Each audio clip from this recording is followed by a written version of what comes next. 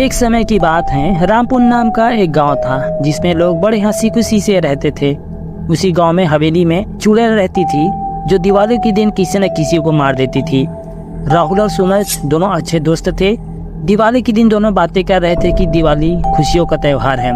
यार सूरज, दिवाली कितना अच्छा त्योहार है, लोग कितने खुश रहते हैं। हाँ यार राहुल, तुम सही बोल रहे हो।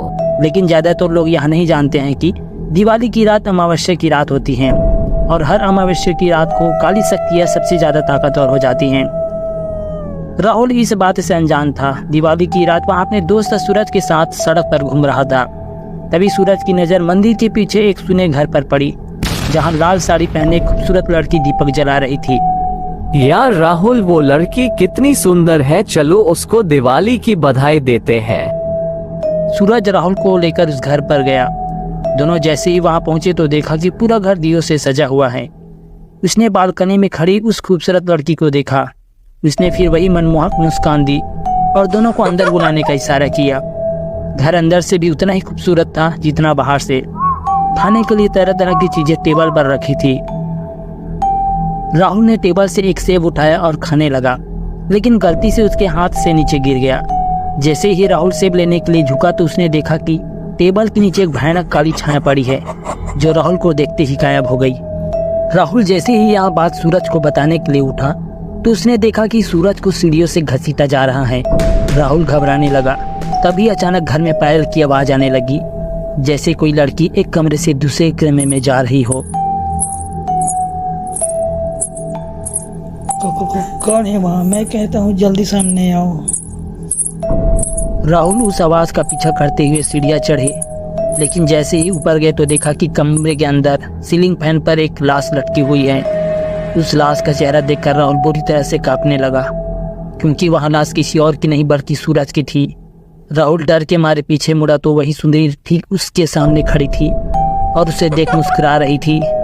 लेकिन इस बार राहुल को वहाँ मुस्कान आकर्षक नहीं बल्कि बहुत डरावनी लग रही थी।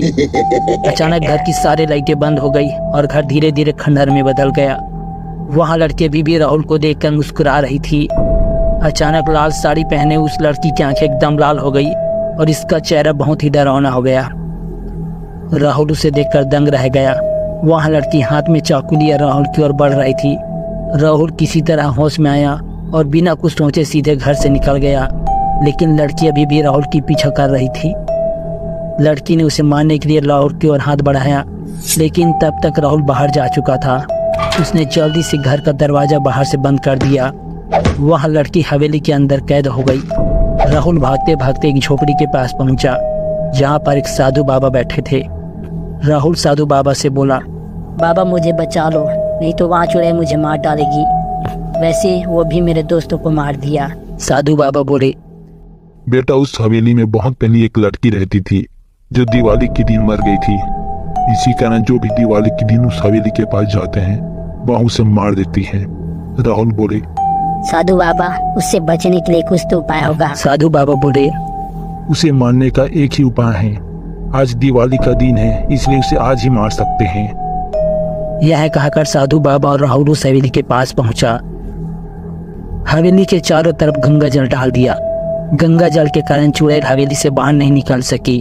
फिर साधु बाबा ने हवेली को चारों तरफ से आग लगा दी